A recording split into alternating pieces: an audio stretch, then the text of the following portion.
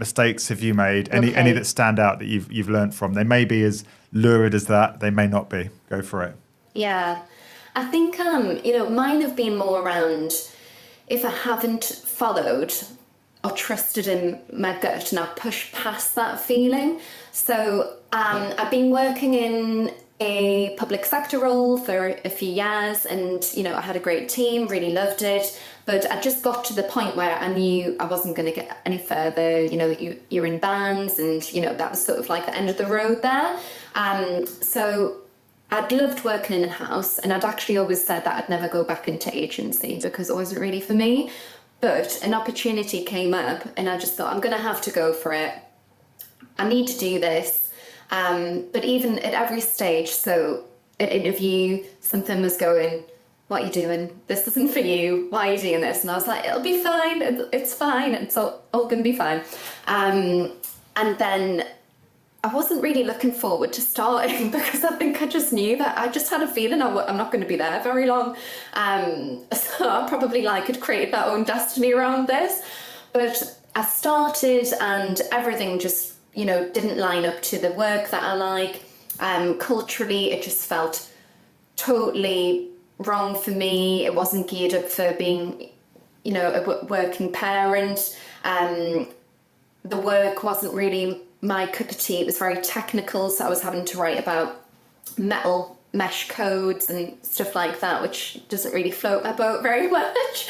So I think all of that, and then just knowing that, everything just didn't feel right. I was making loads of mistakes and silly stuff in copy and, just getting stuff wrong all the time. And I started to really have a bit of a panic thinking, can I do this? Am I actually good at what I do? Needless to say, so I stuck that out for a few weeks, just not wanting to be there. But really not knowing what to do, because of course a lot of the time you are told or advised to stay somewhere for a year, and that it's going to look bad on your CV, but actually your happiness is so much more important.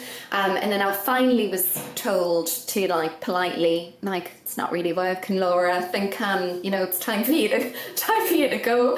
And I had a bit of a mixed feeling about it, where I was really relieved, I'm so glad about this. But then on the other side, what am I going to do now? And within a very short space of time, within my network, a recruiter that I'd known had reached out and provided my CV because I was back on the job market. And he mentioned that they had a in-house role for somebody to work in marketing. And I snapped that up, and it worked really well for me at the time because my daughter was quite young. I was still doing a lot of school drop-offs and that type of thing. And it gave me time actually to just start building back my confidence in what I was doing and do something and what I love is working in-house and building out marketing.